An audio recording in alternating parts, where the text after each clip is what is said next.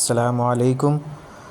ہمارے YouTube channel سے عربی لکھنا، پڑھنا، بولنا آن لائن سیکھیں۔ مثلا نحو، صرف، ترکیب، انشاء، ترجمہ قرآن وغیرہ بھی سیکھیں۔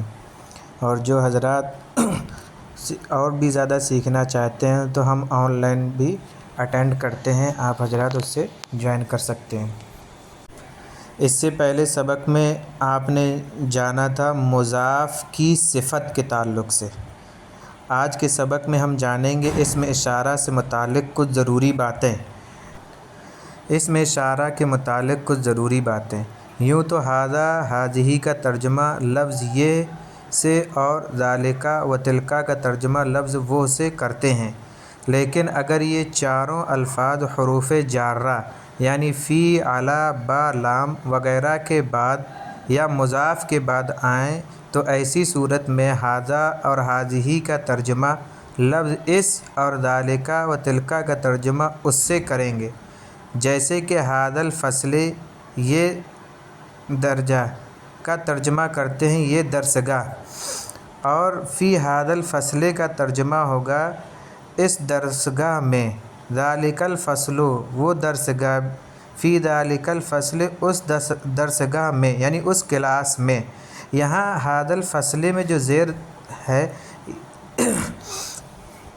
یہ فی کی وجہ سے ہے، اسی طریقے سے ذالک میں بھی فی کے وجہ، ذالک الفصل والی مثال میں بھی فی کی وجہ سے زیر ہے۔ ایسی ہی ھذہ النافذۃ کے معنی ہیں یہ کھڑکی، اور علی ھذہ النافذۃ کے معنی ہیں اس کھڑکی پر، اور علی تلک النافذۃ کے معنی ہیں اس کھڑکی پر۔ تو یہاں نافذۃ، الفصل وغیرہ جو آئے ہیں ان میں آپ زیر دیکھ رہے ہیں، تو اس زیر کی وجہ یہ ہے کہ یہاں پہ فی حرف جر اور علی داخل ہیں، اس وجہ سے زیر آیا ہے۔ مضاف و مضاف الیہ کی مثال جیسے ولد الاستاذ کے معنی ہیں استاذ کا لڑکا، اور ولد ھذا الاستاذ کا ترجمہ کریں گے اس استاذ کا لڑکا، ولد ذالک الاستاذ اس استاذ کا لڑکا۔ تلمیذۃ ھذہ المدرسۃ اس مدرسے کی طالبہ، تلمیذۃ تلک المدرسۃ اس مدرسے کی طالبہ۔ لفظ اس اور اس کا استعمال عربی اور اردو زبان میں بکثرت ہوتا ہے۔ آپ اس کے استعمال کا ایک اور ضابطۂ کلی یہ بھی جان لیں کہ اردو میں جس لفظ کے ساتھ اس اور اس لگا ہوا ہے عربی میں بھی اسم اشارہ اسی لفظ سے پہلے آئے گا۔ جیسے کہنا ہے اس مدرسے کا طالب علم تو کہیں گے تلمیذ ھذہ المدرسۃ۔ مثال مذکور میں لفظ اس مدرسے کے ساتھ تھا تو عربی میں ھذہ کو مدرسے سے پہلے لایا گیا۔ ایسے ہی اگر کہنا ہے اس دفتر کا ملازم تو کہیں گے موظف ذالک المکتب۔ ذیل میں کچھ جملے لکھے جاتے ہیں جن میں اسماء اشارہ کا استعمال اس اور اس کے معنی میں کیا گیا ہے۔ جملوں میں جار مجرور اور مضاف مضاف الیہ کے علاوہ موصوف اور صفت کا بھی استعمال کیا گیا تاکہ گزشتہ اسباق کی بھی مشق ہوتی رہے۔ مندرجہ ذیل جملوں کا اردو میں ترجمہ کریں۔ علی ھذہ النافذۃ ستارۃ جمیلۃ، تلمیذ المجتہد فی ھذہ المدرسۃ،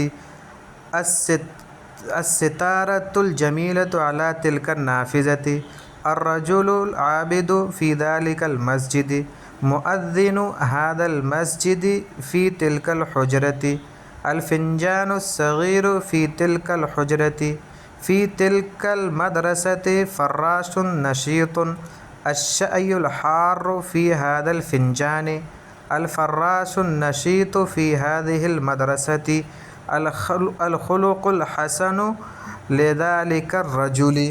ان جملوں کا اردو میں ترجمہ کریں۔ نیز اس بات پر بھی غور کریں کہ علی کس پر لگا ہے، موصوف صفت پر لگا ہے یا مضاف مضاف الیہ پر لگا ہے، یا ھذہ کے ساتھ موصوف صفت بنا ہے یا کسی اور ذریعے سے موصوف صفت بنا ہے جو علی کے ذریعے سے مجرور ہو رہا ہو۔ مندرجہ ذیل جملوں کا عربی میں ترجمہ کریں۔ اس باغ کا مالی ایک چست آدمی ہے اس مسجد میں ایک قیمتی گھڑی ہے، اس گھر کا کمرہ صاف ستھرا ہے، اس مدرسے کے محتمم ایک نیک آدمی ہے، اس کرسی پر ایک چھوٹا لڑکا ہے، اس درس گاہ کے لیے خوبصورت پنکھا ہے، اس چھت پر ایک طاقتور مزدور ہے، اس لڑکے کے لیے ایک نیا قلم ہے، اس دفتر میں ایک عمدہ قالین ہے، سست آدمی اس کمرے میں ہے۔ مندرجہ ذیل جملوں کا اردو میں ترجمہ کریں۔ لذلك الاستاذ حجرة كبيرة السجادة الفاخرة لهذا الفصل الحجرة الكبيرة لذلك الأستاذ منظر هذا المنتزه رائع جميل في هذه الجنينة نهر كبير رسم سور هذه المدرسة مدور النهر الكبير في تلك الجنينة في هذا المكتب موظف متيقظ لذلك الطفل قرة جميلة على ذلك السقف أجير قوي۔ ان جملوں کا اردو میں ترجمہ کریں۔